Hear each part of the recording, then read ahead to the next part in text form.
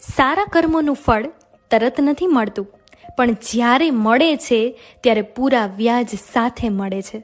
કોઈને કંઈ સાબિત કરવાની જરૂર નથી. જો તેને સમજાવીને પણ સમજાતું નથી તો સમય તેને બધું સમજાવશે. જે વ્યક્તિને સંતોષ નથી, ગમે તેટલું મળે તે અસંતુષ્ટ જ રહે છે. ભગવાન આપણને આ જગતમાં એટલી કાળજીથી મોકલે છે કે ન તો તમારે આવતી વખતે કંઈ લાવવું પડે છે અને ન તો જતી વખતે કંઈ લઈ જવાનું હોય છે. ફક્ત તમારા કર્મો અને ભગવાનનું લીધેલું હરિનામ તમારી સાથે જાય છે. મૃત્યુ પછી આપેલા વખાણ અને દિલના દુઃખ પછી માંગેલી માફી, આ બંનેનું કોઈ મહત્વ નથી. ભગવાન હંમેશા તમારી સાથે છે. આ સત્યને કોઈ પણ સમયે ભૂલશો નહીં. તમારી સાથે ભગવાનને જાણવાની અનુભૂતિ અને તમને નિર્ભય અને પાપ રહિત બનાવવામાં મદદ કરશે. આ કોઈ ઠરાવ નથી.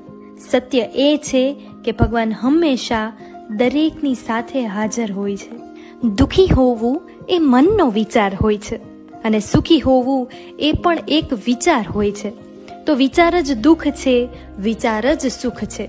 વિચાર જ મનનો ઘાવ છે અને વિચાર જ એનો મલમ છે. માટે સારું વિચારો તો સુખ છે અને ખરાબ વિચારો તો દુઃખ છે. Download ShareChat.